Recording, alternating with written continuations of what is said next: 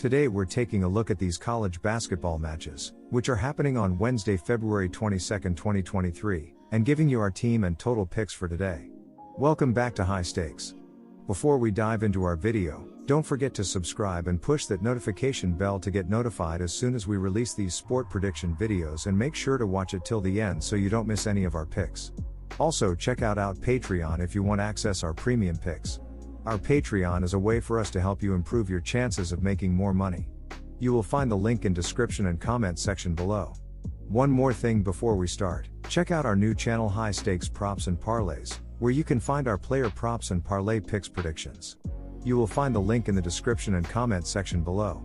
North Carolina versus Notre Dame.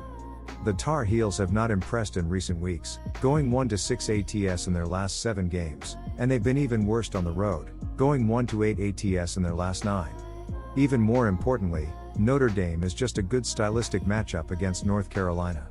The Fighting Irish almost never foul, and UNC relies on their free throws, 12th most made per game, 17.1, to help buoy their weak jump shooting. Without those trips to the charity stripe, their 44.0% shooting from the floor, ranked 181st, should help give Notre Dame's weaker defense a break. Meanwhile, their more efficient offense should find success against a UNC defense that's given up an average of 76.6 points over their last 5 games. While their contest at the beginning of January wasn't exactly close, the Tar Heels have definitely taken a step back. I expect this rematch to be much closer, so I'd take the plus 6.5 points. Looking at a trend closely correlated with North Carolina's recent downfall, the under has hit in 9 of their last 11 games. The Fighting Irish have seen the under go 7-1-1 in their last 9 games after covering the spread. Additionally, Notre Dame is ranked 313th in Pomeroy's adjusted tempo out of 363 teams. That means that they play fewer possessions on average than 86.2% of other college basketball teams. Fewer possessions naturally lead to fewer scoring opportunities. The expected decline in free throws for the Tar Heels should also help this total to stay south of 148.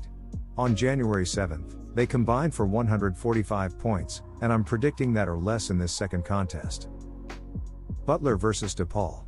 Current form may be slightly in favor of Butler on the basis of their losing streak being shorter, but losing at home to Georgetown should count as multiple games in that regard. At the same time, in a late-season game between two basement dwellers like this where lack of motivation could be a factor, it's never the worst idea to lean with the home team, who you can generally count on to at least want to try and please the home crowd with their effort. This is a winnable game for this DePaul team, who really haven't seen many of those lately.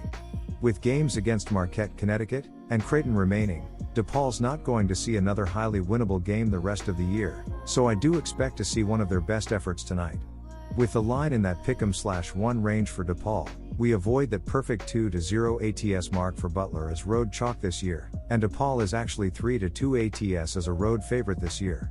The Blue Demons blew their shot to end this streak the last time they had a spread in this coin flip type range, with that loss to St. John's, as 5 of their last 6 games have seen DePaul as underdogs of 9.5 or more every other time.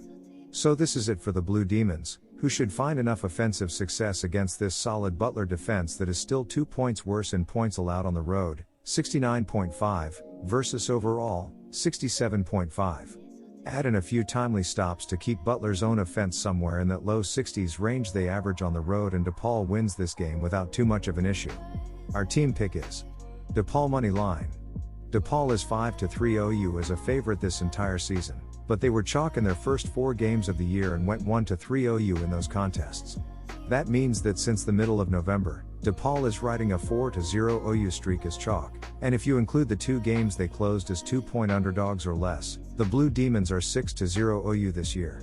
That tells me that in DePaul games that are expected to be close and or the Blue Demons win, backing the over is the only thing that makes sense. If Butler's defense travels and does bounce back, there is always a chance DePaul's defense does their usual in allowing 75+. The Blue Demons have only allowed less than 70 points once in their last 10 games, and the lone outlier was when Seton Hall finished with 69. The Blue Demons give up points, that's what they do, but they've also scored 72, 86, 69, 61, 103, 91, 83, and 76 points in the 8 games they were favored, a stretch that works out to an average of 80.125 points per game. If the Blue Demons give up their usual 70 points and get anywhere near the 80.1 point/game average as chalk, this game will clear this total easily. Take the over 137 points. Fordham vs Loyola, Chicago. Fordham has been one of the most balanced teams in the Atlantic 10 this season, which has allowed the Rams to cover the spread the 8 of their last 10 games. Loyola Chicago, meanwhile, has only covered 8 times the entire season. The Ramblers are coming off a lopsided home loss to Dayton, where the Flyers led by as many as 22 points in the second half. With that being said, the bright spot for the Ramblers in that game was that they held Dayton to 4 of 18, 22%, from behind the arc. Fordham loves to shoot from downtown, but defending the three-point shot has actually been the best aspect of Loyola's defense this season. I expect the Ramblers to limit Fordham's open looks from the outside and keep this game closer than these teams' records would indicate. Fordham has lost 2 of its last 3 games on the road by double digits. I'll take Loyola Chicago to cover at home. I'm siding with the under in this game, despite the fact that Fordham features an up-tempo pace of play, ranking number 68 nationally in Ken Palm's adjusted tempo.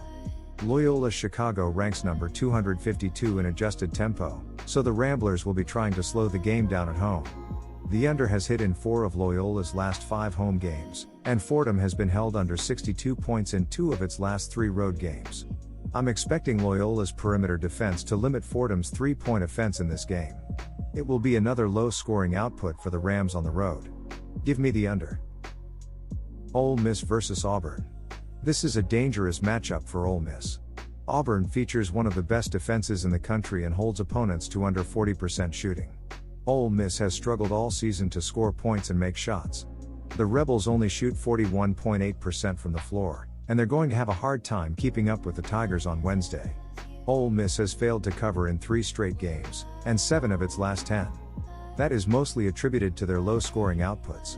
Auburn hasn't played great recently, but at least the Tigers have covered in 6 of their last 10 games. They hung 82 points on Ole Miss last month, so they shouldn't have any problem pulling away at home on Wednesday. I'll take Auburn to cover. In terms of total points, the recent trends are going in opposite directions for these teams. The over has hit in 6 of the Rebels' last 7 games, mainly because they've been giving up point totals in the 70s and 80s. On the other side, Auburn played excellent defense lately, resulting in the hitting in 4 of its last 5 games. I think it's a safe bet that Ole Miss won't score much against Auburn, so the question becomes whether or not the Tigers can score enough to reach the over. According to Ken Palm, Auburn plays at the nation's 155th fastest adjusted tempo, which doesn't exactly scream fast break points. The Tigers are also one of the nation's worst 3-point shooting teams, so the points aren't going to add up very quickly from behind the arc in this matchup. When you factor in that both of these teams shoot under 70% from the foul line, I can't bring myself to back the over, even though these teams combined for 155 points last month when the over/under total was set at just 132.5. I'm siding with the under 136 points. Wisconsin Badgers vs Iowa Hawkeyes. Both teams come into Wednesday night struggling as of late, but Wisconsin desperately needs to win. Look for Wisconsin to lean on their home fans for motivation as they pick up the needed victory. Take Wisconsin Wednesday night to end their recent skid as they get the home win and cover against Iowa. Chris Murray is the offensive leader for Iowa this season, averaging 20.7 points per game on 50.3% shooting, the goal-only team leading 8.2 rebounds as well. Philippe Bribrica averages 13.8 points and Tony Perkins ships in 11.7 points per game as well. Connor McCaffrey leads Iowa, averaging 3.6 assists per game to go along with 6.9 points. The Wisconsin Badgers stay at home Wednesday night 4 games above .500 following a 1-point loss against Rutgers. Defensively, Wisconsin struggled, allowing 58 points on 44.2% shooting and 41.2% from beyond the arc. Offensively, Wisconsin was terrible, making 33.3% of their shots and 33.3% from beyond the arc, while committing 5 turnovers leading to the loss. Chucky Hepburn is the offensive leader for Wisconsin this season, averaging 12.5 points per game on 38.1% shooting to go along with a team-leading 2.8 assists. Connor Essegian averages 11.5 points per game and Tyler Wallet scoring 11.3 points per game as well. Stephen Crowell averages 11.7 points to go along with a team-leading 7.3 rebounds per game. Our total pick is under 142 points. Georgetown Hoyas vs St. John's Red Storm. We think the St. John's Red Storm is getting great value at -2.5. The Red Storm are better than the Goyas by 7 points offensively and 2 points defensively. In the last 10 game he had D'd ahead St. John's is 6-4 SU. Our best bet is the St. John's Red Storm. Our team pick is St. John's Red Storm -2.5 points. The Red Storm are 16-12, 2-7 on the year. Offensively the Red Storm are averaging 79 points, 37 rebounds and 15.5 assists. Defensively the Red Storm are allowing 65 points, and are averaging 2.5 blocks and 8.5 steals. Key players for the Red Storm are D. Jones averaging 13 points, 2 rebounds and 1.5 assists, and Jay Soriano averaging 7 points, 0.5 rebounds, and 3.5 assists. The Georgetown Hoyas are 7-21, 5-10 at home, sitting in 11th place in the Big East Conference. Offensively the Hoyas are averaging 69.8 points, 37 rebounds and 12.4 assists. Defensively the Hoyas are allowing 64 points, and are averaging 4.5 blocks and 7.7 steals. Key players for the Hoyas are A. Dawes averaging 11 points, 5.4 rebounds and 2.9 assists, and T. Samuel averaging 6 points, 6.4 rebounds and 0.5 assists. Our total pick is under 154.5 points. Alabama vs South Carolina. Alabama is one of the best teams in the conference as they have shown throughout the year. They have struggled to show some consistency in covering spreads. They are only 7-5 against the spread when they are double-digit favorites. On the other hand, South Carolina is really good at covering spreads as they are 6-3 against the spread when they are double-digit underdogs. After a big win on Saturday, Alabama may cool off in this game, and that is why I believe South Carolina will cover. This game will be battle of low-scoring teams. The Gamecocks will be able to keep it low-scoring enough to stay in the game, and that is the only way they can if they want to win. A high-scoring game and South Carolina doesn't have a chance. Expect a game in the 60s on Wednesday night. The under is 6-0 in the Crimson Tide's last 6 games following an against the spread win. The under is 9-4 in the Gamecocks' last 13 home games. Take the under on Wednesday. Tulane vs Houston. Both of these teams are in good form and have had strong seasons, but Tulane hasn't been able to match up with Houston this year. The Cougars blew Tulane out earlier this year on the road, 80-60. Tulane has been strong defensively this season, but their offense has struggled at times in step-up games, and Houston held them to 40% from the field and just 23.1% from the three-point line. Houston should be able to limit Tulane's offense again in this matchup. Take Houston -14.5 points. Houston has been one of the best defensive teams in the nation all year. The Cougars held Tulane to just 40% shooting on the road just a month ago. Houston has also been a slow-tempo team. The Cougars are 348th out of 363 teams in adjusted tempo, and the home team usually dictates pace. Tulane has been inconsistent at times offensively in step-up games. Houston should be able to limit their offense in this game. Take the under 143.5 points. Wake Forest vs NC State. NC State haven't been bad this year against the spread, but they haven't been great either. They hold an 8-8-2 record against the spread when they are favored this year. The Wolfpack have shown that they can score with the best of them, and they are middle of the road in defending. At home, NC State has been very good, and they showed it in their latest win against North Carolina.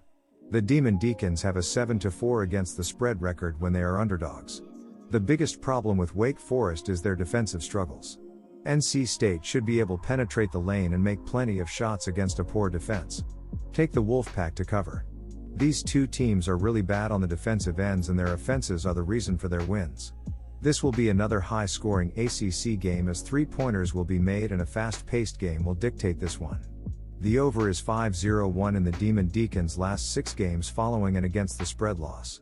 The over is 6-2 in the Wolfpack's last 8 versus a team with a winning straight-up record.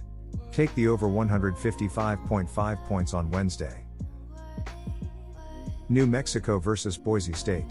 New Mexico has lost 5 of their last 6 games against the spread and 2 of their last 3 on the road. Boise State has lost 5 straight ATS and has gone 1-3 against the spread in their previous 4 home games. Boise State did manage to beat New Mexico outright on the road earlier this season. With no significant changes since that last matchup, look for Boise State to play New Mexico very tough at home. Take Boise State with 5.5 points. New Mexico has gone over in 3 of their previous 4 games and has gone under the point total only once in their last 8. Their opponents have scored 68 or more points in 7 of their last 8 games. Boise State has gone over in 2 of their past 4 games and has scored 73 or more points in 3 straight. New Mexico and Boise State currently rank 33rd and 259th in pace of play respectively. Most signs point to a higher scoring affair. Look for this game to go over.